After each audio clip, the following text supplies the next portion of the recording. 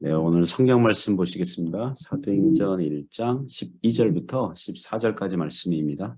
제자들이 감람원이라 하는 산으로부터 예루살렘에 돌아오니 이 산은 예루살렘에서 가까워 안식일에 가기 알맞은 길이라.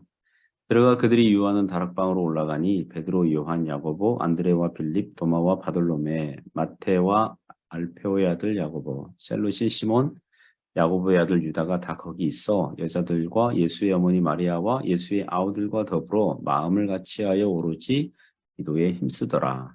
네, 네, 오늘 다락방 기도회 이런 제목으로 하나님의 말씀 증거하겠습니다.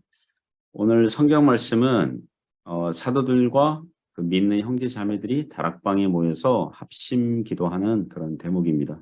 오순절 성령 강림 앞두고 사도들과 신자들은 기도하면서 기다렸던 것입니다. 몇 가지 교훈으로 은혜를 나누고자 합니다. 첫 번째는 예루살렘이 전도의 중심지였다는 것입니다. 12절, 13절 전반 절까지 보시면 제자들이 감람원이라는 산으로부터 예루살렘에 돌아오니 이 산은 예루살렘에서 가까워 안식일에 가기 알맞은 길이라. 들어가 그들이 유하는 다락방으로 올라가니. 예수께서 죽으시고 부활하신 이후에 시간 순서를 보면 부활하신 날에 부활하신 예수께서 그 예루살렘에서 제자들을 만나 주시죠. 그런 다음에 마태복음 28장 대위임 명령하신 장소는 갈릴리 어느 산이거든요. 그러니까 먼저 예루살렘에 제자들에게 나타나셨다가 그다음 갈릴리에서 이제 다시 제자들을 만나신 거죠.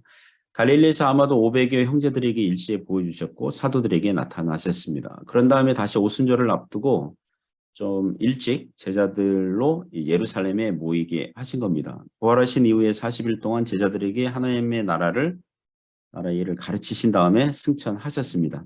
그것이 바로 예루살렘이죠. 예수님의 복음은 갈릴리에서 시작하셨지만 십자가에 죽으시고 부활하시고 승천하신 곳 모두 예루살렘입니다. 그리고 이 예루살렘에서 시작되어 복음이 전 세계로 증거되도록 하신 것입니다. 예수께서 승천하신 곳은 예루살렘에서도 누가복음 24장 50절에서는 예수께서 승천하신 곳이 베다니 앞에 있는 산 그랬어요. 예.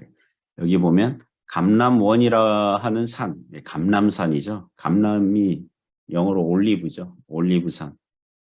이 산이 예루살렘과 가까워서 안식일에 가기 알맞은 길이라 그랬습니다. 안식일에 가기 알맞은 길은 유대 랍비들이 계산하기를 구약성경에 보니까 2000규빗이 자주 등장하거든요. 그래서 2000규빗이다.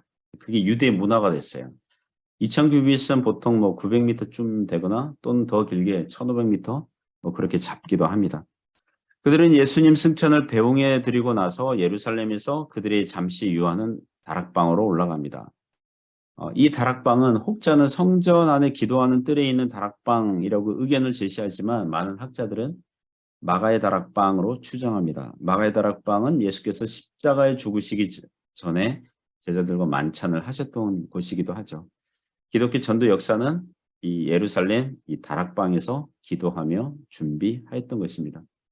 참고로 오늘날 교계 일각에서 백투더 예루살렘이라고 해서 예루살렘에서 시작된 전도가 온 세상을 한 바퀴 돌고 나서 예루살렘으로 돌아가야 한다는 선교 운동이 있는데 그 운동은 성경적인 근거와 지지가 약합니다. 저는 그 운동을 전혀 동의하지 않습니다.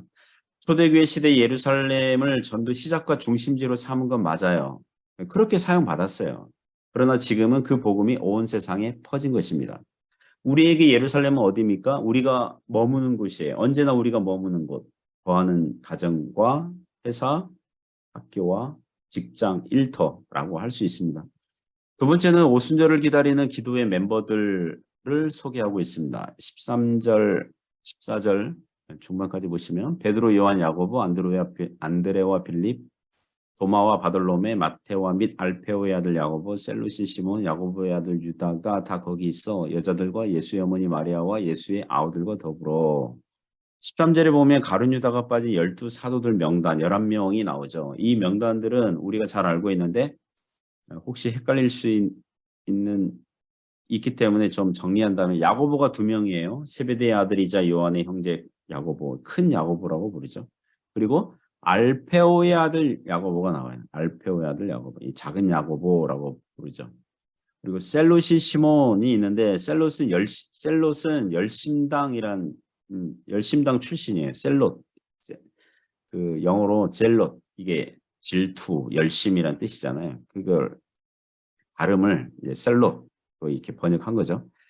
이름이 시몬이니까 시몬 베드로와 함께 시몬 이름도 두 명이죠. 그리고 야고보의 아들 유다가 있어요. 가룟 유다도 있고 그리고 야고보의 아들 유다도 있어요. 이 유다는 가룟 유다가 아니고 다데오라고 불리우는 그런 유다로 보입니다. 유다 다데오, 다데오 유다 이렇게 외우시면 됩니다. 자, 이 사도들 명단은 우리에게 무엇을 줍니까? 위로와 격려와 용기를 줍니다. 우리도 예수님을 따르는 제자들이 될 수 있다는 위로를 줍니다. 왜 그렇습니까? 베드로는 예수님을 3번이나 부인한 과거 전력이 있는 사람입니다. 요한과 야고보는 보아너게라고 해서 우레의 아들 다혈질 성급한 성질을 가진 형제들입니다. 도마는 부활하신 예수님의 손의 못자국과 옆구리 창자국을 만져봐야 믿겠다고 버티던 사람입니다. 마태는 세례 출신인데 로마의 앞잡이 노릇을 한 셈이었고 그 대척점에 이 셀롯인 시몬이 있었으니 예수님 안에서 만나지 않았다면 마태와 시몬은 서로 원수지간이 될 뻔한 사이였습니다. 그리고 다른 제자들은 지극히 평범했고 예수님께서 붙잡히셨을 때 겁이 나서 도망간 전력이 있는 사람들입니다. 그러나 하나님의 위대한 일에 그들이 사용받고 있습니다. 그런 면에서 우리에게 위로를 준다는 것입니다. 14절에 나오는 여자들은 어느 번역에는 그들의 아내라고 사도들의 아내 이렇게 주장하는 분들이 있습니다. 하지만 보통은 갈릴리에서 십자가와 무덤까지 따라왔던 여자들로 보입니다. 막달라 마리아를 비롯해서 요한나 작은 야고보의 모친 마리아 이런 여자들로 보여요. 그리고 예수의 어머니 마리아가 있었고요. 그리고 예수의 아우들도 있습니다. 복음서에는 예수님의 아우들이 예수님을 그리스도로 믿지 않았다고 그래요. 하지만 고린도전서 15장 7절을 보면 부활의 주님께서 예수님의 아우 야고보에게 보이셨다고 그래요. 그래서 예수님의 아우들도 부활의 주님을 만났고 예수님을 그리스도로 믿은 줄 믿습니다. 나중에 야고보는 예루살렘 교회의 지도자가 되고 야고보서를 쓴 사람으로 추정되고 있고 유다서도 예수님의 아우 유다가 쓴 것으로 추정하고 있습니다. 이런 내용들은 우리에게 아직 믿지 않는 가족과 친척들이 있다면 그들도 예수님 믿고 구원받고 하나님의 자녀가 되는 소망을 줍니다. 우리의 믿지 않는 가족들이 주님께 돌아오도록 간구해야 될 줄 믿습니다. 예수님의 가족들도 처음에는 예수님을 믿지 못했지만 나중에 믿고 하나님 나라의 기둥과 같은 사람들로 사용되었기 때문입니다. 오늘 본문이 우리에게 주는 세 번째 교훈은 그들은 마음을 같이하여 기도하였습니다. 합심 기도라고 그러죠. 그들은 마음을 같이하여 기도했습니다. 14절 후반부 보시면 마음을 같이하여 오로지 기도에 힘쓰더라. 마음을 같이하여 오로지 기도에 힘쓰더라. 그들이 한 기도는 합심 기도라고 하겠습니다. 그들의 기도 내용은 무엇이었을까요? 그들은 오순절날 이전에 무엇을 기도했을까요? 예수님께서 약속하신 성령님을 보내 주옵소서 이렇게 기도했겠죠. 누가복음 24장 49절에서 예수께서 말씀하셨어요. 제자들에게 볼지어다 내가 내 아버지께 약속하신 것을 너희에게 보내리니 너희는 위로부터 능력으로 입혀질 때까지 이 성에 머물라 하시니라 그랬어요. 여기서 이런 질문이 생깁니다. 예수께서 약속하셨다면 제자들이 굳이 기도하지 않고 기다리면 주셨을 텐데 왜 달라고 기도해야 합니까? 라는 질문이 생기죠. 예전에 어느 교인이 이런 식으로 기도에 대해서 오해해서 질문한 적이 있었습니다. 목사님, 우리가 기도하지 않아도 하나님께서 다 알아서 주실 건데 왜 우리는 달라고 기도해야 되고 눈물로 때로는 악을 쓰고 때를 씁니까? 어떤 설교자는 하나님의 보좌를 흔드는 기도를 하라고까지 말씀하시던데 우리가 기도하는 것은 도리어 믿음이 없는 짓 아닙니까? 하나님께서 알아서 다 주실 텐데 이렇게 질문한 적이 있었습니다. 성경의 전체적인 기도에 대한 교훈은 하나님께서 약속하셨다면 믿는 신자들은 그 약속을 믿고 기도하라고 했습니다. 그냥 기다리면 안 돼요. 기도하고 기도하면서 기다리라고 그랬어요. 만일 하나님께서 약속하셨으니 우리가 기도하지 않아도 주실 줄 믿습니다. 이런다면 반드시 기도하지 않으면요. 신자들이 기도하지 않으면 반드시 영적 나태함과 게으름에 빠질 겁니다. 그리고 기도하지 않은 상태에서 하나님께서 주셨다면 신자는 하나님께서 주셨다는 믿음과 은혜로운 감사 대신에 그 입으로는 하나님께 감사합니다 이렇게 말할지 모르지만 우연히 발생한 일이 아닐까 의심하게 되어 있어요. 그러므로 기도하는 것은 의심을 이기는 좋은 방법이에요. 또한 영적 게으름에 빠지지 않도록 하는 것입니다.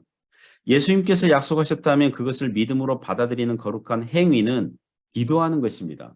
예수님께서 약속하신 성령님을 보내주시옵소서. 우리가 성령님의 능력을 입어서 예수님의 증인으로 살아야 하니 약속하신 성령님을 보내주옵소서라고 기도하는 것은 오순절 이전에 기도하던 주제였다는 것입니다.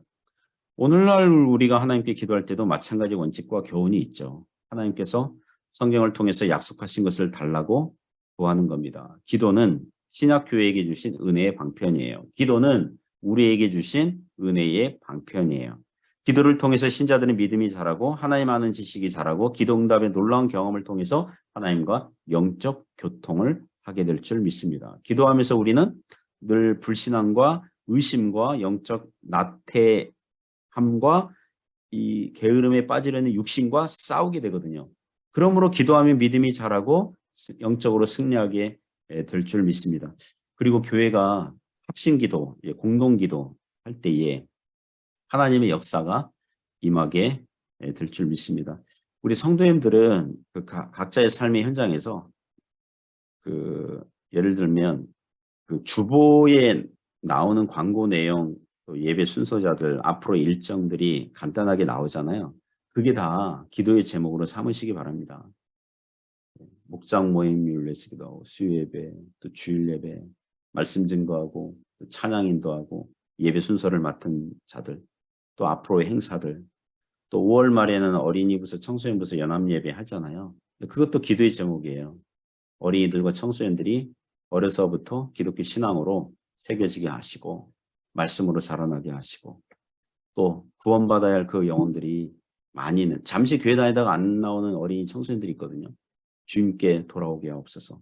이게 다 기도의 제목이거든요. 매주 기도에 힘쓰는 저와 여러분 되시기를 주님의 이름으로 축원합니다. 기도하겠습니다. 하나님 아버지, 기도하는 자들 되게 하여 주옵소서. 기도할 때 믿음이 자라고 하나님과 영적 교통이 있고 그리고 영적으로 승리하는 삶이 되는 줄 믿습니다. 오늘도 기도할 수 있는 은혜를 허락하여 주옵소서. 예수님의 이름으로 기도드립니다. 아멘.